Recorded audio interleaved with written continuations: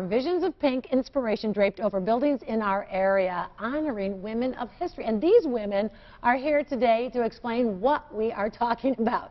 Barbara Hoffman is a developer in Rochester, rehabbed many buildings on the west side for us, and she lives near the Susan B. Anthony neighborhood. There's the key.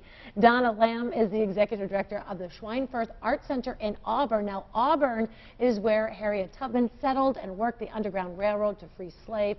So thanks, ladies, for being here and being our representatives. But we're talking about this community effort and the murals created by community members with lots of help. Let's start with the Rochester mural that was unveiled last week on the west side on Main Street, right in the area of the 1872 Cafe, basically the site where Susan B. Anthony voted illegally in November of that year. That's what's hanging across the street right there at Canal Street and West Main Street. It's a mural that says, "Independence is happiness." It's right above the So Green store. That's a nonprofit dedicated to repurposing and empowering people through sewing and knitting and crocheting. It's really perfect to have a mural made out of yarn hanging right there at their store. And we want to show you an example of the squares that people created that were then sewn together to create the mural. See how big it is? 2 by 2, right, Barbara? 2 by 2. And do you know how many of these it took? 351. She knows by heart. I'm going to use it as a little lap blanket. How about that? But it was a true grassroots effort trying to get it together. It was not easy to get that many people to understand crocheting. And you've got the hook right there. That's what it takes. And then the yarn. But a lot of effort, right? A tremendous amount of effort.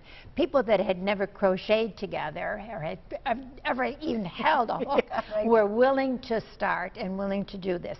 Some of the people really were adventurous and took a pattern that included the lace around the edge of the entire mural.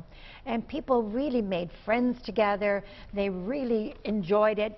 And some were very frustrated. Well, yeah. Well, let's show the mural up a little bit more closely because it really tells a little bit about Susan B. Anthony. You know, independence is happiness. That was her motto because she always wanted women to be independent. And they had to use their skills in order to make money.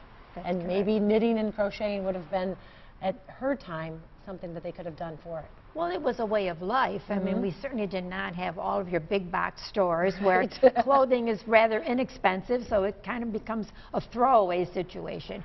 We were in an area where they were really clothing their families and themselves. Right. And Donna, let's talk about the mural that was just recently unveiled in Auburn, right, at the Art Center where you're the executive. Schweinfurth Art Center. Maybe we can show as it was being unveiled. It's so inspirational too. Mural of Harriet Tubman as it's being unfurled. And you see, slavery is the next thing to hell. Yes. That's a quote from her. That's a quote from her. Well, it makes sense. Absolutely. And again, there's the lace that we were talking about with Barbara. So there's themes, and we can probably talk a little bit about the designer. Her name is Oleg, and she's an artist from New York City, and she's the one that designed it with the hot pink colors, too. Yes, that's one of her trademarks, is the use of the hot pink. And she wants to do this in every state around the country? She does. It's a project she's calling Love Across the USA.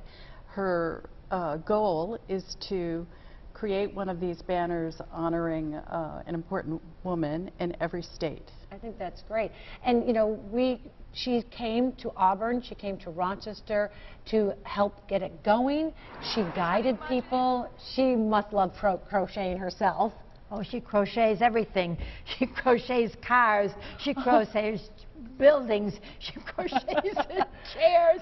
It's really, really amazing. She's internationally known, and she will be going to Berlin within the next week to unveil another project that she's working on. Well, I think it's great. But let's talk about the grassroots quickly, because it really brought both of the communities together, ladies. Yes, brought us together, too. Right, you too, yeah.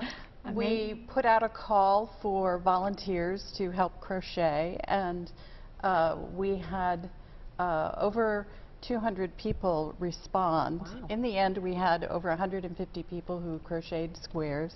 We helped Rochester make some of the squares, and it's been a fantastic community project. What do you think the legacy of these murals will be? Oh, it's amazing. I mean, I live in the neighborhood, so I've spent a lot of time on Main Street, and people said to me, you know, this is amazing, and people said that you need to keep it up forever.